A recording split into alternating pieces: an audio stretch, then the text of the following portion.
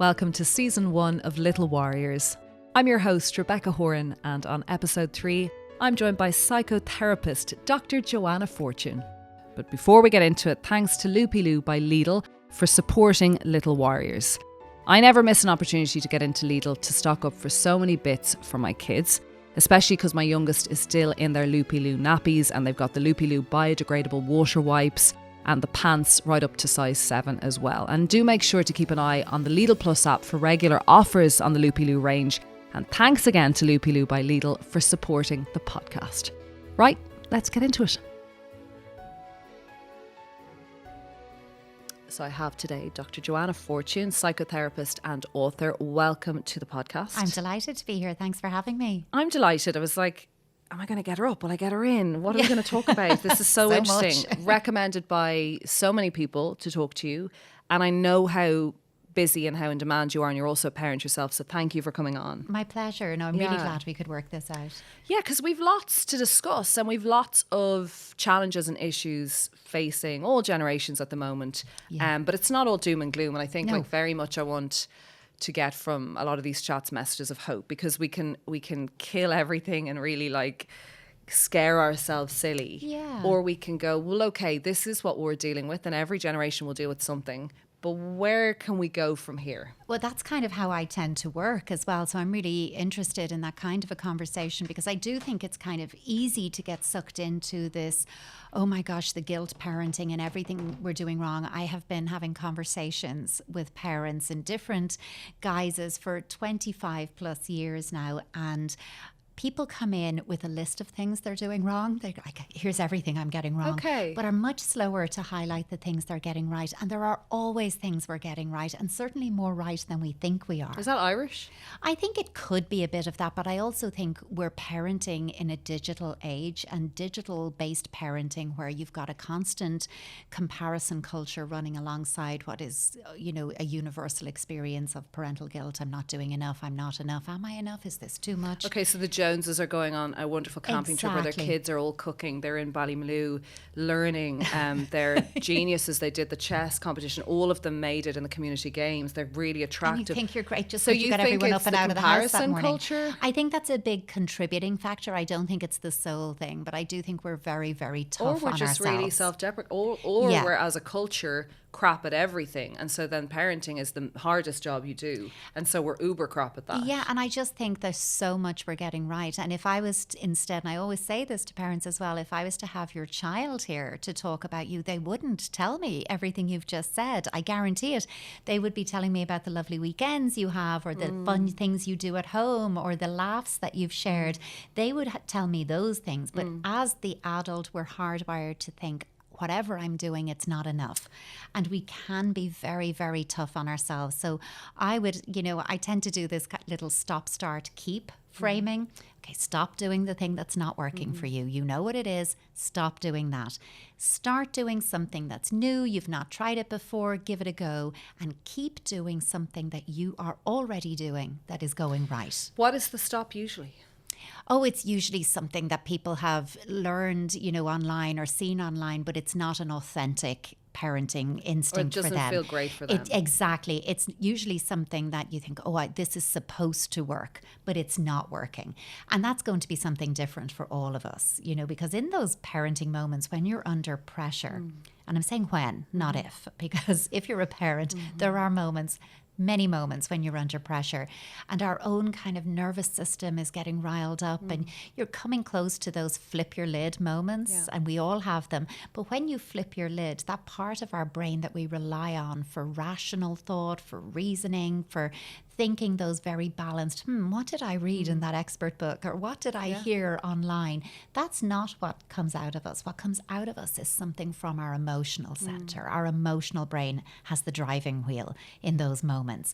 So it's what we've lived, not what we've read. Okay. So when you're trying to do something because you've heard it's the right thing to do, it's not going to flow with you. It's much better that you try some things, feel what is authentic and real for you, because that's something that you'll integrate into your parenting and you will access that in those moments. Is a small example of that I would say, and I don't think it's in dispute, I'm not a crafting mum. I never will be. I'm just not crafty. And I have friends who do incredible crafts with my kids, and the school do.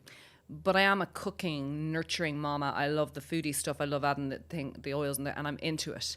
And I'm a touchy mama. Like, I want to go in for a deep cuddle. I want to read to you. I want to talk it out. I want to talk about it for a long time. But I'm not the crafty mama. I also really don't want to kick the ball around for that long. And I'm also just not. And I used to berate myself with my first child about not being all in everything.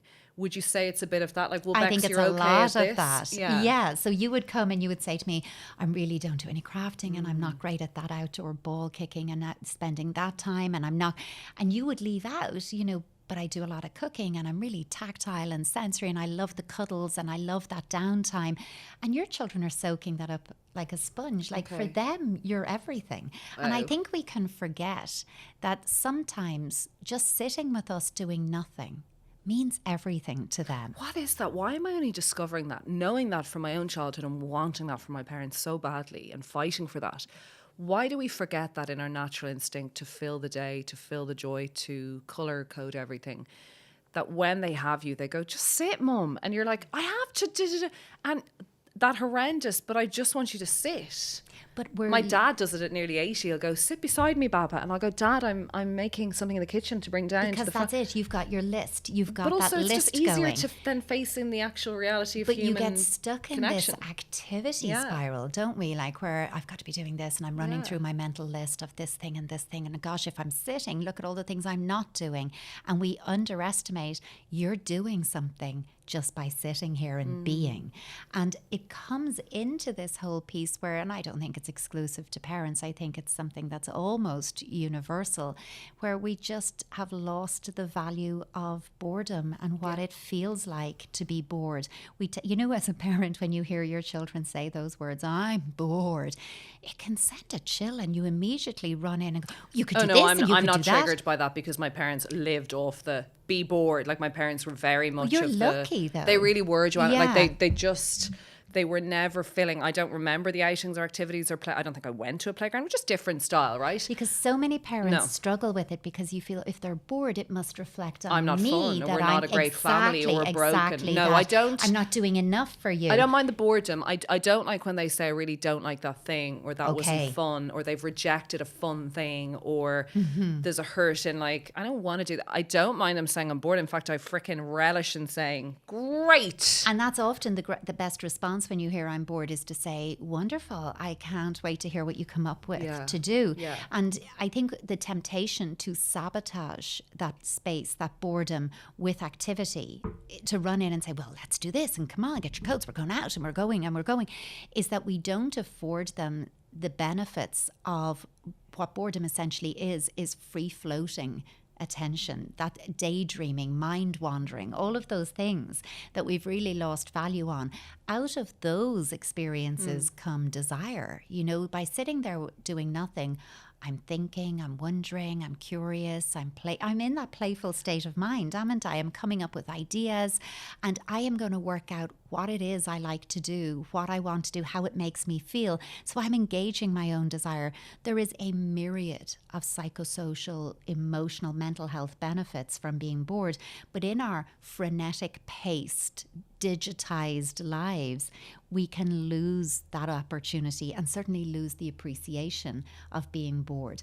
You know, even a very simple example is if you're on public transport and you look around, everybody is looking into their phones. Has to be busy, yeah. Because it's a doing, isn't it? I'm doing something, I'm sending emails, or they can't cope with the kind of calm, the energy of sitting and having to look and make eye contact. If you could challenge yourself just to sit there, and even if you were to say, oh my gosh, Joanna, that sounds horrific, a 30-minute doing, just looking around you, why not say for the next 2 to 3 stops, I'm not going to touch my phone. I experiment on the Lewis going home because I'm always having to be on and I'm very on in my job. So I walk to the Lewis just listening to music and get on it and don't look at my phone. It's a good 45 minutes to Carrick Mines. I do it often to experiment with how much I'll reach for it, but also to watch everyone else. Yeah. But also I find it really depressing because my need to check, did someone get back to me? My want to check Instagram, my I haven't got the news in the last while, and watching everyone else doing it, and I'm kind of punishing myself. But it is very healthy to do it, and I do feel I'm just sitting. Because then. what you're describing is a compulsion. Yeah, it's addiction. Yeah, it's that I'm compelled to keep checking who got back to me. That instant gratification seeking. And have I read enough news today? I mean, honestly, I guarantee you have. Yep. It's just more news of the same news cycle, and we do need to be informed and aware of what's going on in our world. And we also need to yes, compared to what our parents or the generation before us would have consumed, which was news at set times of the day through a set medium. They would watch their news TV and they would sit around and they would take in. There was a fascinating thing, I think it was some Harvard study, where they said now this mental health, this anxiety crisis is also because we are not designed to take on the world's issues, which I thought was interesting. So back in the day, it would be the local parochial, the local stories, man died or farming incident or issues with the economy. But now it's pockets of Africa, right? Pockets of the Middle East. Like we know so much about everywhere that we actually find that it's very we've an oversight. As much as it's important and we wanted this world, we actually can't take on all of the people's. But we don't take enough breaks and downtime to digest what we're taking in either. We're not processing it. We're not making meaning. We're not giving ourselves time to story that news. And gosh, how is that making me think or feel? What does that mean? We're not doing that. So we're not assimilating the information. It's just information on information on information on information, and it results in overload and overwhelm quite easily and quite quickly. There was also something I saw on BBC a while ago about kids sitting down and asking what they wanted for Christmas if they couldn't have a gift, and it was my mom's time, my dad more time. It's a really nice one. It's a very kind of emotive piece, and it's all a bit like tear-jerking. But the parents are sitting observing the kids who say, if you couldn't have a toy, what would you really want for Christmas? More time with mom, if she played more at the bath, if she wasn't on her phone so much, all of that. Kids don't miss a trick, correct? Oh, they're watching us. Well, we're their teachers, that we are the ones that they get everything through us. Good, bad and indifferent. And now look there's always someone else to blame, Rebecca. We can blame our parents too, so we can just generational trauma. We can go back with that. But our children they are looking at us for their social cues, their behavioral cues. They know by the way we come in, by the way we sigh or drop our bag or take off our coat. They know how we're feeling. And it's not like they're looking and going, you've had a tough day, let me tend to you. It's that they go, you're not in a good place, and that's making me anxious and worried, and I don't have the emotional fluency now to say to you, you're clearly overwhelmed and I'm struggling with that. So instead my behavior will act out my own anxiety and struggle. And as the parent, then you can feel, I'm having a really difficult day, I've very little emotional bandwidth left, and now you're hitting me with all this behavior. God, I often need to just I often need, when I come in the door from, my husband works closer to the home, there's less commute and he's less frantic in what he does. It's not as facing people. I do often find this is a very good trick for me to come in and have 10 minutes solo upstairs, to get on a pair of trackies, take the bra off, chill, before facing into trying to be a parent. Quick blast of the shower is a good one, a 100%. Sensory experience. 100%. There's Or plenty even of people who are going to be listening who's, sit in the car outside for an extra few minutes before they go in. If I sit there, I'll start doing more tech stuff. So I find the car is actually not healthy for me. I find getting out of the car, going upstairs and going, you're home now. But I do need that. Knowing your stuff is really important, and knowing what works for you. And that's part of that stop, start, keep, isn't it? You keep doing what works for you. Trust that and know, I am coming into this house at a 3 out of 10. My children need and deserve me at least a 5 to 6 out of 10. How am I going to get myself from 3 to 5 or 6? Because that's my responsibility. Wow. And whatever that is for you, it could be listening to a song, it could be doing a quick walk around your area, it could be the shower, it could be going upstairs, whatever it is. Do that to get yourself to that 5 or 6. And then you're coming down and you are a better version of yourself. Is it BS that we can repair? Is there room to repair in parenting, or is it too late? Oh, no, I'm a huge advocate of repair. And I think, and there's a lot of research into this. Dr. Edward Tronick is a researcher in rupture repair, and he looked at tens of thousands of parent-child relationships have been looked at through this, not by him, but by this study. And he did an experiment called the still face experiment, where you'd have a parent and child, and we would be interacting like we typically would in a healthy relationship. And then he would cue the parent to go still face and to give nothing back to the child for 1 minute. So no response, no verbal, no emotional, no response.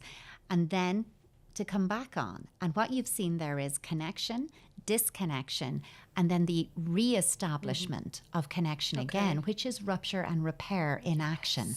So when we think about rupture and repair, rupture happens multiple times a day in healthy relationships. His research shows that, and again, this is healthy relationships, you're only ever perfectly in sync 20 to 30% of the time. The rest of the time, we're in sync, we're out of sync, we're getting back into sync. And that's what he saw as important in that study, is the process of getting back into sync enables growth, development, and actually strengthens and enhances the relationship.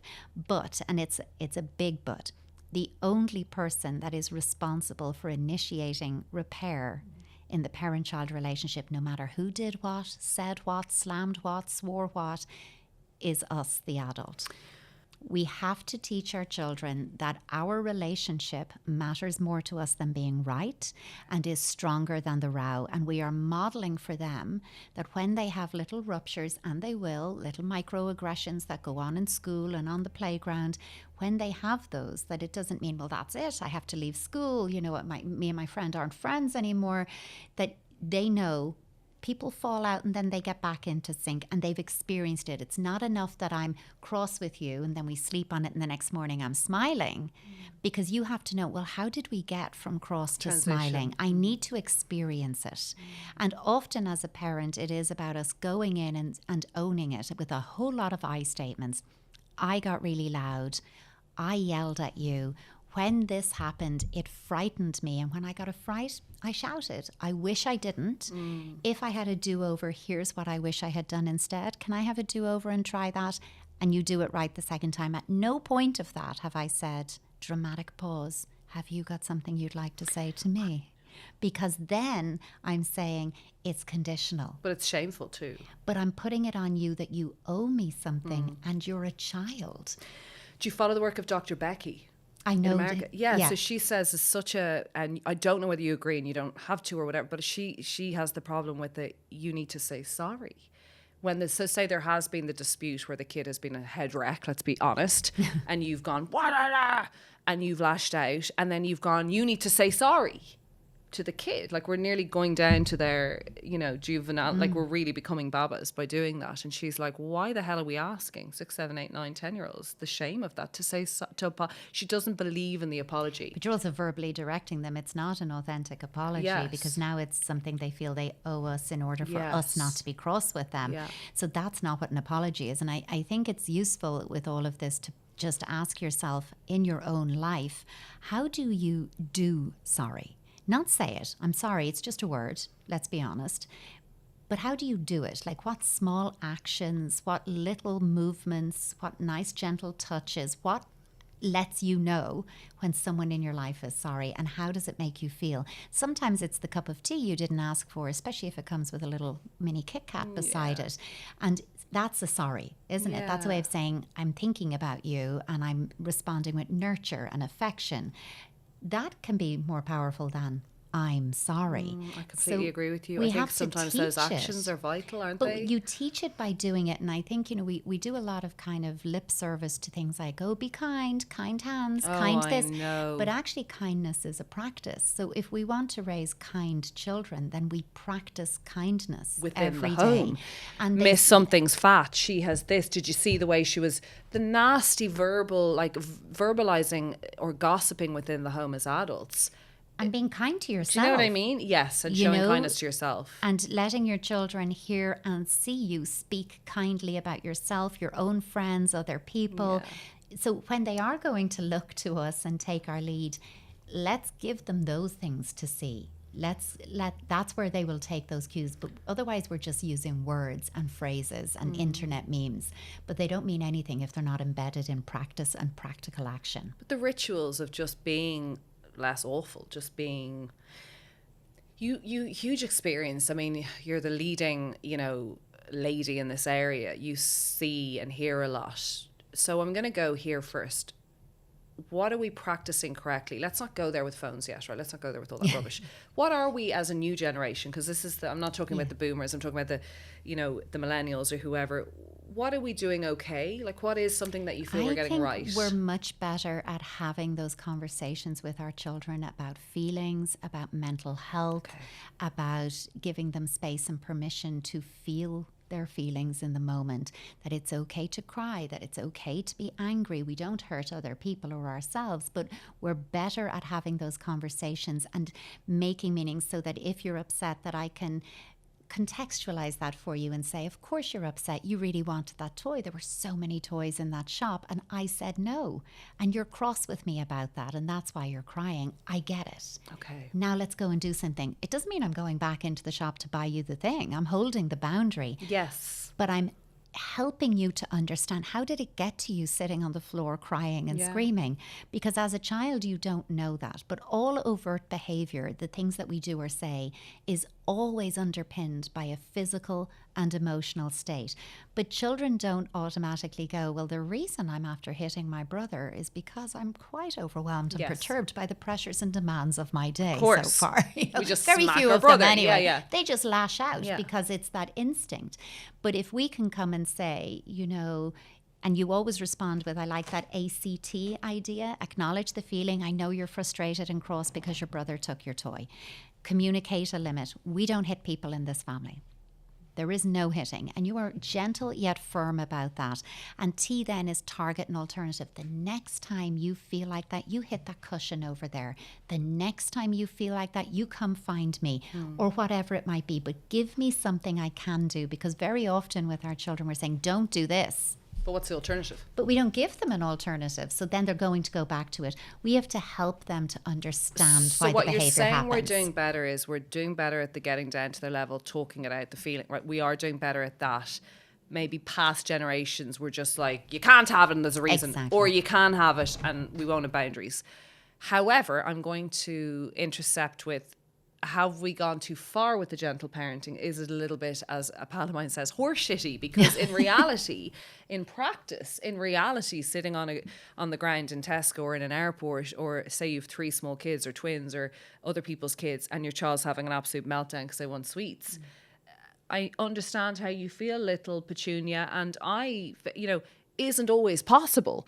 And so it's not about smacking or shouting, but sometimes it's a case of, we got to go. Yep. And I can't always gentle parent you because I'm also having a minor breakdown in this moment too. And that's the difference. And I think gentle parenting, because when anything gets a lot of online exposure and promotion, it gets somewhat diluted in meaning. But true gentle parenting isn't permissive parenting. Okay, go like on. Permissive parenting is something entirely different, where you do you, and if that's how you feel, follow that. No, right. Children don't feel safe with that. Like, children feel safe when there are clear boundaries and limits. Now, in the history of children, no child has ever come to their parent and said, thank you so much for those boundaries, loving those. But they thank you in terms of how they live, how they function, because boundaries are something that let us know there is somebody bigger, stronger, wiser, kind, as Bowlby would say, who's there to stop us and our behavior from getting out of control. Okay. And we internalize those boundaries in a way that it gives us inner state felt safety, which is a fancy way of saying I feel safe within myself, in relation to others, and within the world and environment around me. Boundaries do that. So gentle parenting, in the scenario you've outlined there, which is so relatable, is scooping that crying child up and rubbing their back while you walk them to where you need to go, because you're not sitting down and negotiating. You're picking up and saying, we've got to go now, and it's hard, and you're crying, and okay. And sometimes that's a mantra for you, that you're just regulating yourself with that, and you're rubbing their back because you're bringing a bit of rhythmic touch, and rhythm and synchrony trigger those subsystems of our brain associated with emotional regulation. So quite literally, when you're out of sync, get you back into sync, and you move forward. You are doing I am the person in charge here. I love this. And being in charge means never having to say the words, I'm in charge. Because, because they just if you are, know. you don't have to say it. It's a given, right? Yeah. So, but you practice it. And that's very reassuring to children. Okay, I love this. I'm certainly doing bits of this. Like, there's a lot of snuggles and I get it and all that. I just don't always have time for the speech. What are we... So we're evolved, right, with regards to mental health in our field. We're getting there. It's definitely better. Work in progress, yeah. What are we doing? And I know you're going to talk about phones here, and let's do it. Like, what are we doing really badly within our homes? Yeah, I think there's a couple of things. And I think rather than thinking of it, what we're doing badly, I think we're very, very busy. I think, and busy has become a feeling. How are you? I'm busy. Wow. When busy is an Oh my God, action. stop. Okay. You know, but it is Say that piece. again. Wow, I can't, because I am busy, but it's not a... That's not how you're feeling. No, but I wouldn't status symbol it like maybe men working in stocks and shares or running massive companies or people who are caring. Like, I wouldn't say it's busy, that it's really important, but I do feel like a busy fool, 100%. Yeah. But what you're saying is that's a doing... It is, because your busyness, the feeling might be, I'm overwhelmed. You know, I haven't had time and there's a lot going on and I'm running on empty.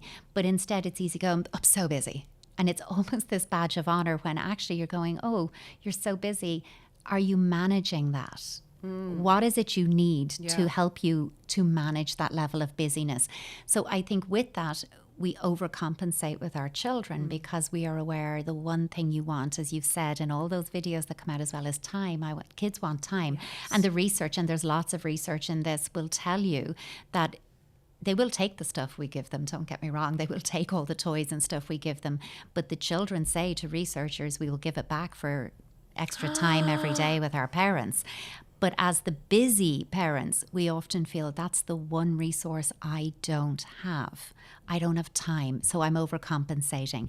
So that's probably something in our very frenetic paced, ever switched on so lives. Working, we got to work, they have to go to school, some have to go to childcare. Sometimes these are the realities. But what you're saying is when we're also at home and with them, we're busy too? We're busy because we're trying to do a number of household tasks. We're also, you know, somewhat taxi drivers for our children, bringing them to endless activities. There's definitely too many activities. I'm a fan of you for saying this because I'm a big no to all that. In fact, we've just cut down on so much and I just feel everyone's less miserable. And I think when they're young, parents will often find you're doing a lot, and because you have to throw a lot of mud at the wall to see what's going to stick. Yeah. What do they actually They like? have a different interest every day of the week. And in my house, if you pay for a term, you do the term. Oh, you know, we have a non-opting out you know, thing. If you really wanted to give do it gymnastics, a go. you're going to be in the Olympics. No, I'm joking. But like, if you're going to do it, we commit for a while and then we can take term and then you're two, allowed to decide 100%, you don't like 100%, it. Yeah. So, you know, as they get older, what you will naturally see is some of those activities, their passion projects become more obvious.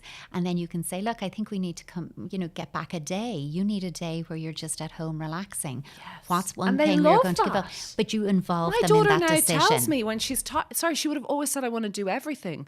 And last night I said I have to pop out to collect something. I can do that, or Daddy can do bedtime. I had to get a cream and done. I just thought I'll do it late. And she said, I'd love to come, but I prefer to go and read and be in bed. And I go, brilliant. Now, I remember before her just wanting to be at she had FOMO. Yeah. Now she knows I'm tired. That nurturing of her interests and her reading herself and saying, Makes well, how am happy. I feeling and what's the right action to match that feeling? I wouldn't have had those boundaries as a kid But at that's all. really good sign of good I would have been like, I'll regulation. go to anything to be connected to anyone and to be involved in any party. I was so lonely. Yeah. I quite liked that she was like, I do want to be with you, Mum, but I'd rather be safe in my bed. And I wanted her to know she was included if she wanted to come. Absolutely. But it's really sweet that kids nowadays are able to go, I really don't want to go on that play date. But not just, she can say it because she trusts that it will be heard. Yes, by I won't you. go, but you should come. Exactly. It's going to be super fun. Exactly that. So that's True. not just her True. knowing that. That's nurtured and facilitated True. through you. Yeah. So it's always that collaborative piece with our children. You don't have to come, but I'd love you there. Yeah. But there's no yes. And then there is the phone thing. But, you know, and look, I'm not going to sit here and say, you know, phones are great, because I'm absolutely on the record as saying we need to be really mindful about the amount of time our children are spending on screen-based devices. We need to be very much working towards delaying for as long as we can that point of access. Mine is 8. So will your child have a phone, and when? I'm on this now little delusional bubble where 16? I'm hoping 16 is the number. That's so interesting I you have it said on my that. fridge. It's a bit arbitrary though, isn't it? Because Doesn't matter. I don't know Feels who safe she's for going me. to be at Doesn't 16. matter. I don't care. I don't know who the world's going to be at but 16. all I know is it's far ages away. and even I think then that she's too young. I'm kind of hoping they'll be looking at us appalled when they're 16 AI going, I and they can't believe you all put your lives on phones. I said That's this horrific. to someone recently. And I think we have to, and again, I don't mean this in a blaming way, but I think we have to look that if our children look at us and they see us always looking at our phones, we're showing them that this is the most interesting, exciting thing. You're going to actually make me cry because I completely agree with you on this. I don't find my phone more interesting than my kid. It's just probably an easier connection or escape than having to sometimes parent or talk to your husband or actually do shit within that. Like, or you're trying to manage a dual load of I'm parenting and I'm working and I'm, and it's all happening and our phones enable all of that. Our work can be in our hands, problem. Of course. And there's benefits too, because it enabled us in various lockdown times to be able to manage things. But I do think with the phone conversation and a lot of opinion and direction that's out there about, and I've just said it, delay the point of access. It's a privilege. It's not a right. That if you are giving your child a phone at whatever age you've decided, you don't just hand the phone. Like if I say 16, it doesn't mean that I get my child to 16 and say, well, there you go. My work is done. Yeah. You've got to prepare them for that world. And it starts before you give them the device. And you agree terms of usage with them. These are the expectations I have. This is how you'll know if you've broken the rules, because I first of all let you know what the rules are and you communicate that.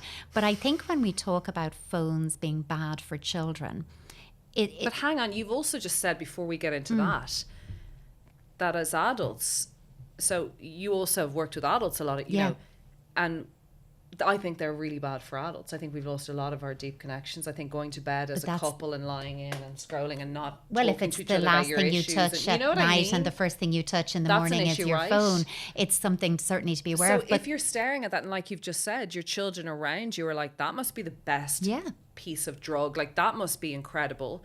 And we're trying to say to them, no, they're awful. You don't. There's such a massive issue here. No, there is, but you've used a really important word there about connection. And I think that's something that gets lost in a lot of the discussions that's going on about phones and about phone-free childhoods and delaying phones, because that message is so important, and it really is so important. But we have to also be mixing into that message that the reason that we don't want phones in our children's hands while they're so young is that it can drive a disconnection. It can drive them pulling away from us and disappearing into this online world, and it's harder for us to be in there with them or to be in the relationship. And it should scare you. But I think it's what we, and I will hate to lose them. But it's what we do with this. Like I think if we are saying I'm not going to give my child a phone, that's not a complete sentence. It's because I'm going to be focused on our relationship and we're going to play and we're going to do things and I'm going to be the volunteer parent at the activity or whatever it is. I'm going to be involved in the connection that we have to be looking at. Exactly. I can't just extract. Yes. Simply delaying the phone is not in and of itself enough, because again, it all ties together. We are busy, we are overwhelmed, we are going to have those days when life is happening. Whatever that means to any of us, life is happening. And you might say, yes, take the iPad and watch a movie because I need that space. Different. You're not derailing or damaging there. It's if your child is on a device more often than they're not in terms of their play. If most of their play is happening through a digital device, that's a difficulty. That's so sad. Because play is relational. Play is a neural activity. It literally activates parts of our brain that we rely on for emotional regulation, for good, strong mental health. To have that ability to calm ourselves, in other words, to self-regulate. But play is relational. It's intersubjective. It's in the now, and it's experiential, and it's tactile, and it's sensory. And all of that is essential. And it's not that our children, we do that when they're little, and then play patterns definitely change and grow in line with our children's growth and development.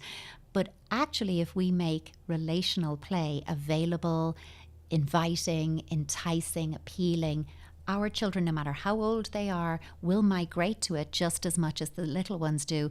And in my work, I use play as a therapeutic medium a lot, with adults, with adolescents, and with children. And my adolescent work, I work a lot with adolescents actually, and I'm not talking about barely 13, I'm talking about 16, 17, 18, 19, and we also use play because our need to play stays throughout the trajectory of our lives. It's like when you lose in a relationship the play, and I'm talking in a very kind of obscure, but like, if in your relationship the play is gone and it's all about very serious things, everything's become very intense, and there's grief, and there's also just pulling away and a lot of badness in the relationship, but there isn't the play and poking fun and the energy, that's also damaging. Hugely. But I want you to give me boundaries, so I'm going to talk to you about play in a second because it's something you're so extremely good at.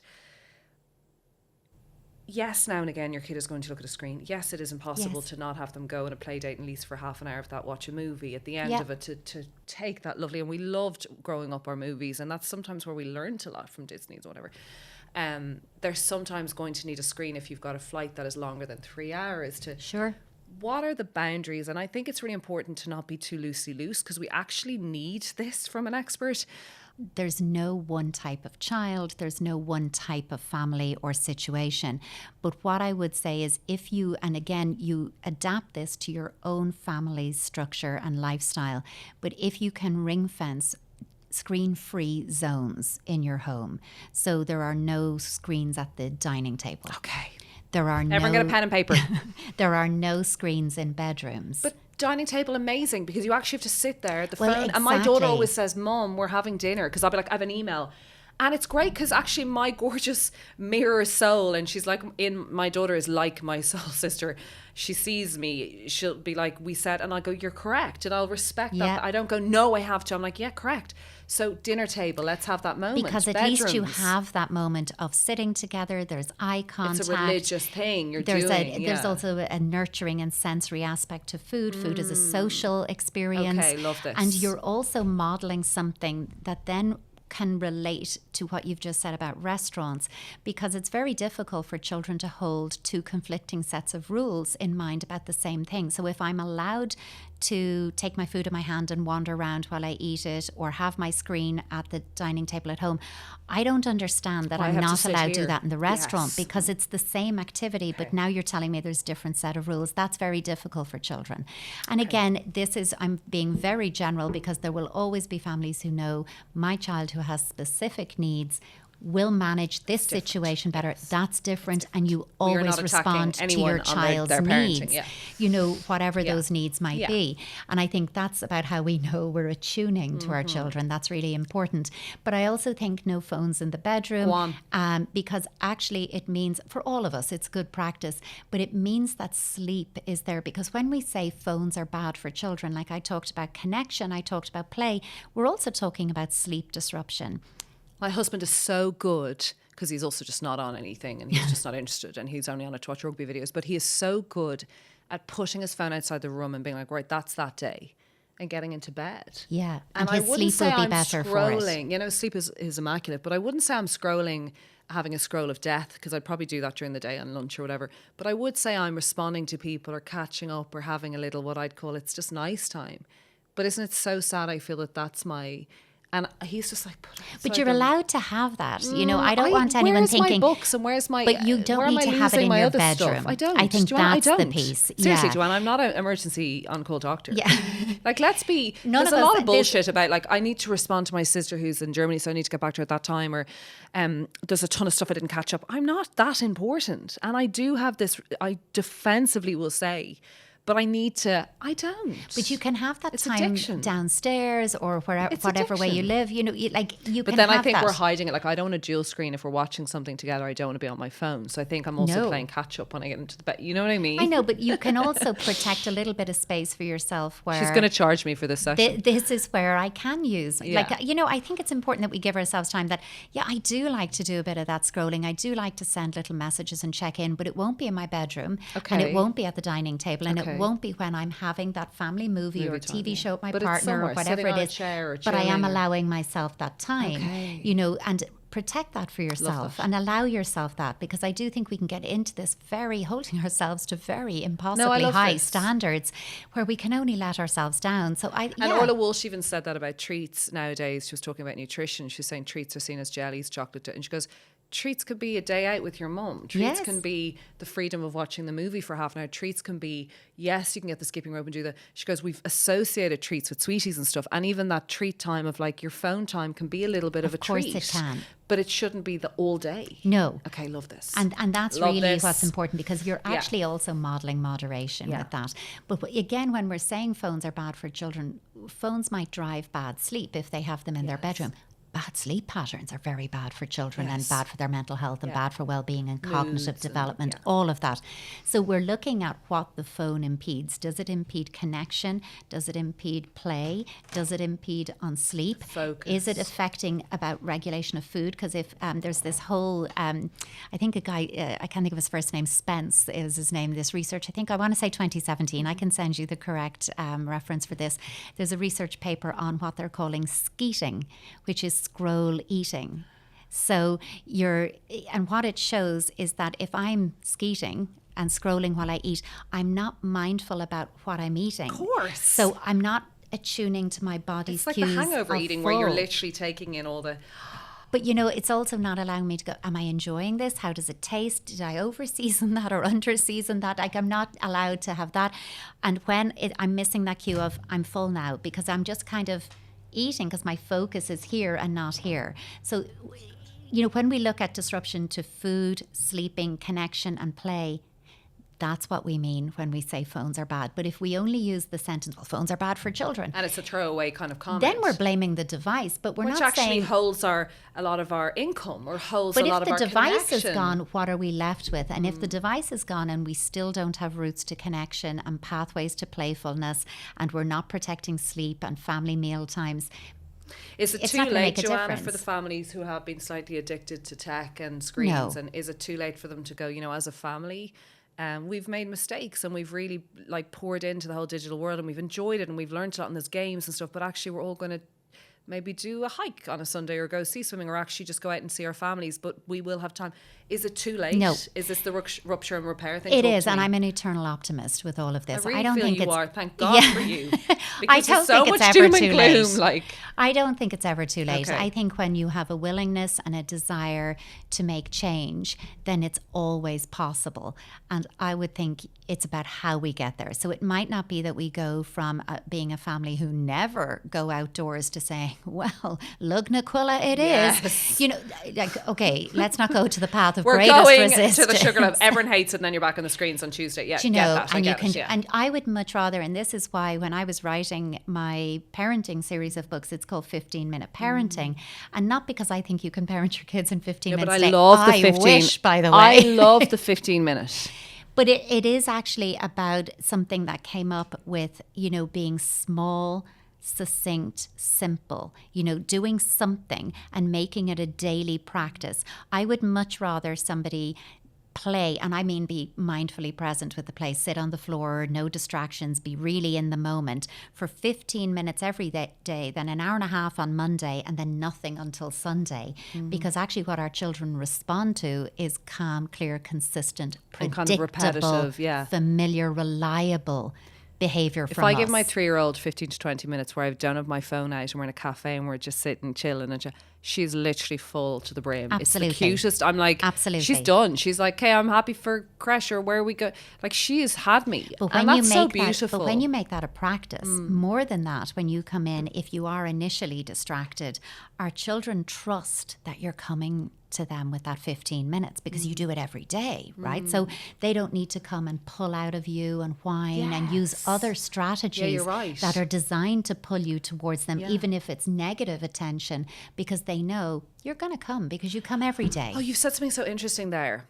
When I was a pain in the hole on Friday and just not being my best parenting self, in all of that whirlwind of my emotions just not being in check and all that, my 3-year-old was really acting the maggot, but not reacting to me, definitely. But you're so correct. I was thinking back to me blurring out what the day had been to my husband. He was kind of responding, and I remember she was at me that whole evening. in kind of a way that I would have found irritating, right? So you're talking about I was like, geez, what? Like, you know, but she was really on it, and she wouldn't be that kind of kid. She's quite happy in her own little world. And now you say that, it's so clear now that she was just like, Jesus. Yeah. Hello. And whinging is really effective, isn't it? Effective. You know, so children, people are like, why do children whinge? Because it works. Survival It instinct. works. But it's a way because it compels you to go, what? Now, it's not the what I want from you. But it's still a what. But I still get you, don't I? It's like having a massive row with your husband saying something really dramatic, and they're like, geez, now I see and hear you. Yeah. Play. Because I've kept you for 9 million hours, but you are so good at this. It sounds, it's not rocket science, but oh my God, we lose it. And why is play so important? And we're not talking about crafting for 6 hours, lads. No, we're not. Yeah. And I think that's really important in this conversation, actually, because, you know... I'm going to write a book about how much I hate crafting. I'm literally going to write it. We're going to come full circle on this from where we started, because when we hear the word play, often we're hearing a very narrow definition of play, very limited, that, to be a playful parent, I've got to be in my paint splattered overalls with my... and the jazz hands. Yes, and parenting influencers. But if that is you, super. That is one form of playfulness. It is not the only way to play. And, you know, Stuart Brown has done a huge amount of research, Renee Proyer as well, into play patterns, tendencies, play personalities. And really what it all comes down to is finding your playfulness. What way do you play? Some people do the crossword, the Sudoku, the Wordle, and you are intellectually playful. Wow. That is a valid form of play. But when I talk to people, I'm not very playful. But when we tear it apart, they do those things. And I'm like, but you are. It's just how you're defining play. I do a story from scratch in my head. That's it, because I can't give much time at the moment. So you might be the storyteller. And I just make up something, but she just thinks it's the funniest. Like, she literally thinks it's the funniest. Usually because it's really inappropriate or there's toilet jokes. But I find that at the moment is my play power, because I don't have the other stuff. In that you're using imagination, yes. You're playfully testing and boundaries, too, and you're being a bit cheeky in it. But and that's play? Yeah, that's play. Okay. And some people, they play around sports. It doesn't mean you're on the pitch. You could be the super fan. You could, have all... Then you are the competitor. The play is in the winning. You know it is. You might pretend it isn't, but that is your play personality. And, you could also be the collector, somebody who has the, beautiful collection of things. Okay. It could be anything. Pokemon the grandparents cards. That gardens and gets them to come and get them. My mum was trying to get my daughter to all pick of from the that greenhouse. Is That's play. Because really what we're saying is play is a state of mind. It is a way of being. That if you are playfully minded, you are curious, you are creative, and you're wondering. As soon as you say, I wonder, you're in a playful state of mind. So we have to move away from this idea that play is a box of toys, or it's a shelf of puppets or little miniatures or whatever it is. They're play props. Sure. And it's an archaic thing to be like, if you've given an hour to your child in your dungarees, like you said, that you are a playful mother. No, it's not fair. It's more than that. Yeah. And I think if you look at the props should enable and support the play, but the play itself is relational. And we don't need 2 hours at it either. No. It's not a time thing, It it's is a quality about being thing. consistent, and it's about quality over quantity. I'd rather you do your 15 minutes and authentically enjoy it, because joy is something that play sparks joy, but joy is a shared experience.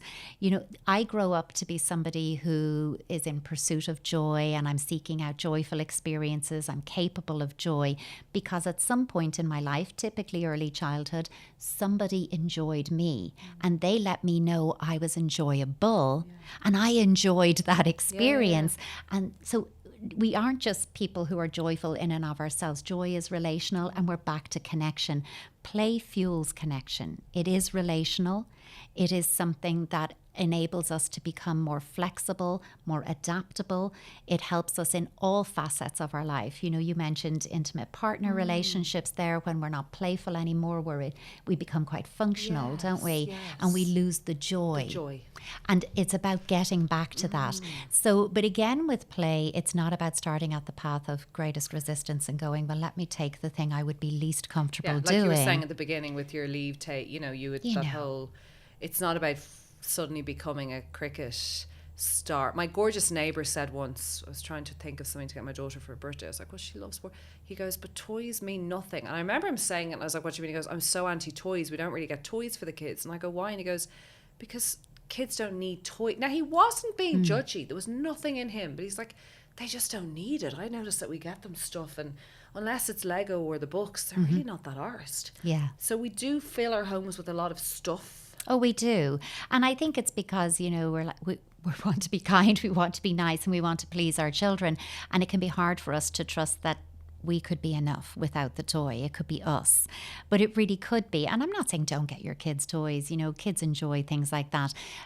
I might say to you, turn your toys around a little bit so that they always feel like something's new. You know, the pleasure of discovering something. I know, I try to put it's stuff usually when you're away about to throw it out and they go, my favorite thing. My favorite top. But they haven't touched it in Yes. ages. So if you're kind of doing a cycle of turning your toys around, putting a few bits away, then reintroducing them weeks or months later and putting other bits away, you have this kind of refreshing of what's there. And that might limit you buying more and more because you're reusing in a more mindful way what you already have.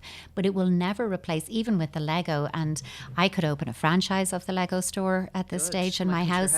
You know, please. Like, I mean, we have so much Lego. Yeah, it's so good. But though. I think what I find with the Lego, and my little person is she's very good at Lego, but it will always be, hey, let's do this together. Yes. Will you build this collaborative. with me? And I think it's But there's also it's a wonder focal in Lego, point. and it is, but it's also a great Exactly. meditative state. I find like with Lego, you can't really reach for your phone. You are in it. You're trying to problem solve. Like there is something. It is so good for them. I don't feel like There's it's a lots negative. in it. Yeah. And also you can pursue an interest because there can be a type of Lego for different interests and all of Yes. that. And then when that's done, you can, as I often do, there's a few pieces missing. Now it goes into the mixed box of Lego, Yes. and that's the anything that's the box crack because box, yeah. anything can be built out Yeah. of that.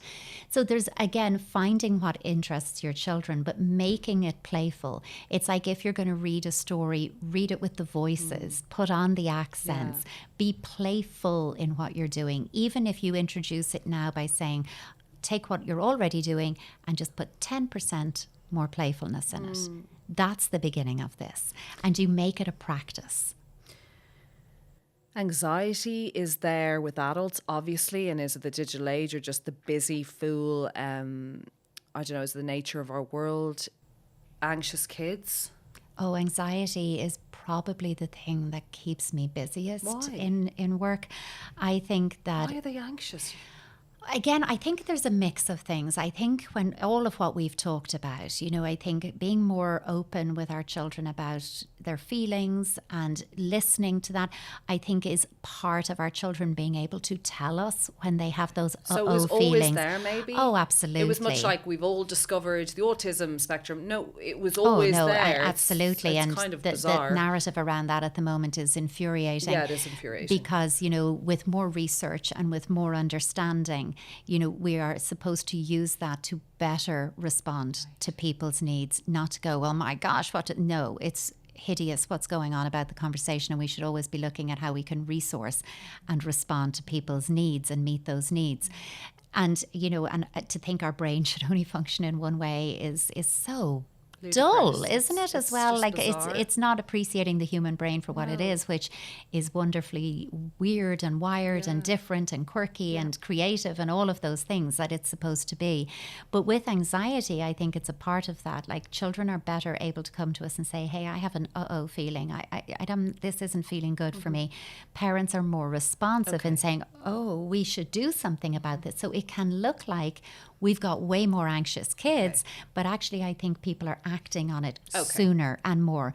That said, I think we are still seeing the anxiety hangover of the COVID experience. I know, what a shit. Like, all my chats so far in this series are very much the lost children, what happened, the forgotten.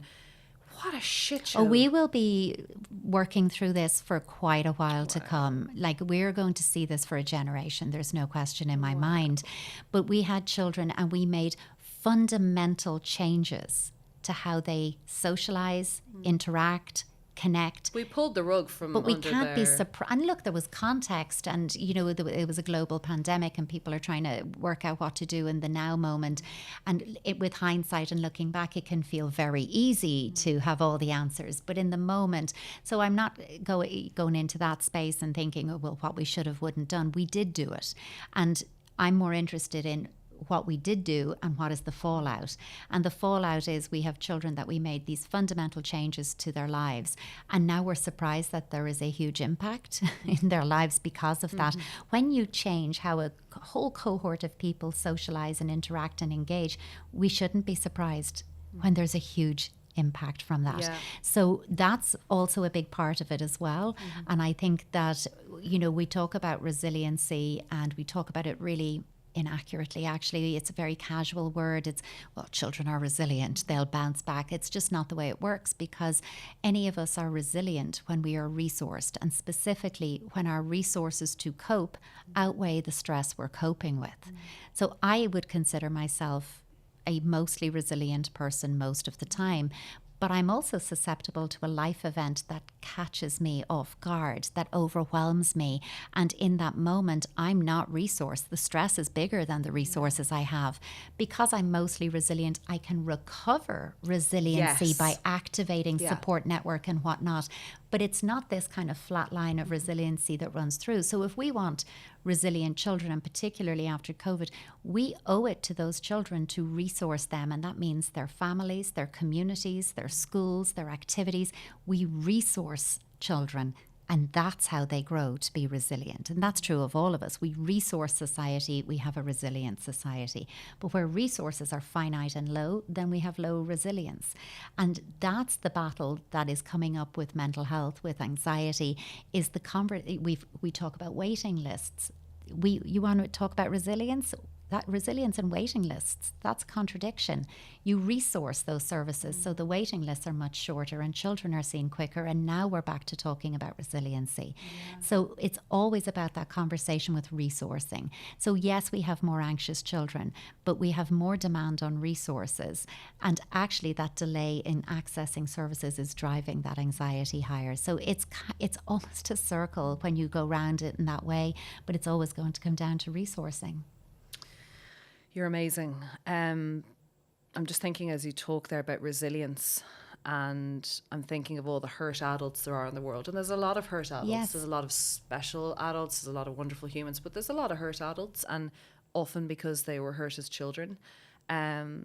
Is love and connection key to this? Like, we can talk about play and the phones and all that we can do, but is it super vital that we just love a lot harder? Because I think a lot of that was missing, perhaps. I think we love harder. We love maybe more openly is the way. I think, in previous generations there was love, but it wasn't maybe expressed overtly.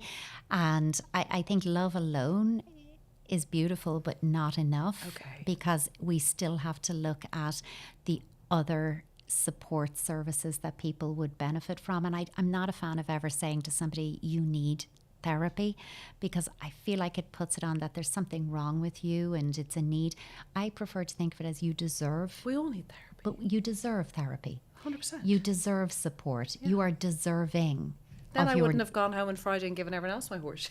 Well, exactly. But like, jokes aside, we need to have a place to go and talk about it. We're very complex. I think it's more than a need. I think it's something that if we can see ourselves as deserving of it, we are more likely to access it. Agreed, yeah. Because you're like, well, I deserve it. It doesn't feel like a failure. Exactly. Yeah. And I think we have to reframe it in that way. There's something wrong with Rebecca, so she needed therapy.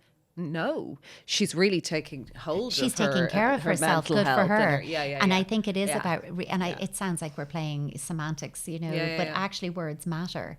And I think how we frame this and how we think about it, it matters. And I think just as we've been talking all this time, and I started my career in adult mental health, as I was saying to you, and, I work predominantly with children and adolescents, but the parent-child or parent-teen relationship is that if we want to take care of our children, we take care of ourselves. Which I'm working, I think this is brilliant, but it's a work in progress, but that's brilliant. And I think that's the thing. If you listen to this today and take away what's one thing I could start doing, let that be the thing, because I think that's going to unite everything that we were talking about. Because if I can prioritize taking care of myself, then I'm taking space, I'm taking time, I'm looking at what I deserve, I'm accessing playfulness for myself.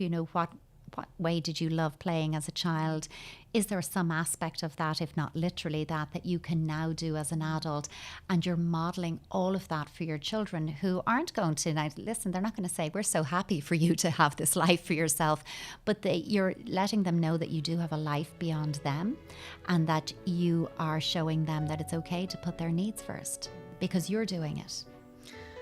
Dr. Joanna Fortune, thank you for the work that you do. Anyone that gets to work with you or is, visiting you at the moment is so lucky. And thank you for the work you do. And it's thank so you for vital. having me. Oh, thank you so much.